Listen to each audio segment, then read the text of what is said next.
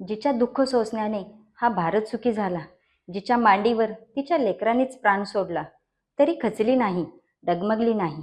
ती उभी राहिली, अखंड ज्योत जशी जळू लागली. ती झाली नाही फक्त तिच्याच लेकरांची आई, तिने उदरात घेतले आपल्यासारखे कित्येक कोट्यावधी. हो, मी बोलते माता रमाई, म्हणजेच रमाई भीमराव आंबेडकर यांच्याविषयी. माता रमाई म्हणजे एक रणरागिणीच. भारत स्वतंत्र तर झाला, पण अनेक बंधनातून मुक्त झालाच नाही. आपला समाज विविध बंधनाच्या चाकोरीत होता. स्त्रियांना त्यांचे अधिकार नव्हते, स्वातंत्र्य नव्हते. अशा परिस्थितीत पारतंत्र्यातून स्वतंत्र झालेला हा देश आता विषमतामुक्त झाला पाहिजे, या भावनेने डॉक्टर बाबासाहेब आंबेडकरांनी संविधानाचे काम हाती घेतले व त्या कामामध्ये रमाईंनी त्यांना साथ दिली. रमाबाई एकदा बाबासाहेबांना म्हणतात, साहेब, आपली मुलं आपल्या मांडीवर प्राण सोडून गेली. आपली अन्नपाण्यासाठी वणवण होते, पण हे इतर कोणाच्याही वाट्याला येऊ नये. ही विषमता संपवून टाकू, यासाठी तुम्ही काहीतरी प्रयत्न करा. दुःखाने, दारिद्र्याने, विषमतेच्या द्वेषाने जिच्यावर मारा केला, तीच माऊली देशातील विषमता नष्ट करण्यासाठी लढत राहिली, झगडत राहिली.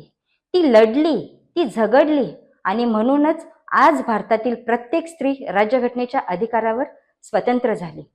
डॉक्टर बाबासाहेब ज्यावेळी परदेशात शिक्षणासाठी गेले होते, त्यावेळेस रमाबाईंची खूप वाताहत होत होती. एका बॅरिस्टरची बायको गोवऱ्या थापती असे लोकांनी बोलायला नको म्हणून त्या पहाटेच्या अंधारात जाऊन गोवऱ्या लावायच्या.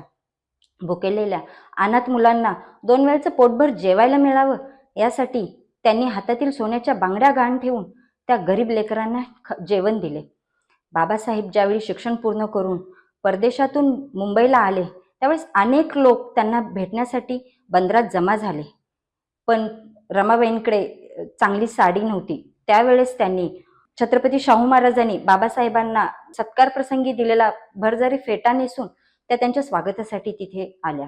अतिशय कष्ट करून, त्याग करून त्या रमाबाईंच्या रमाई झाल्या. भुकेल्या मुलांची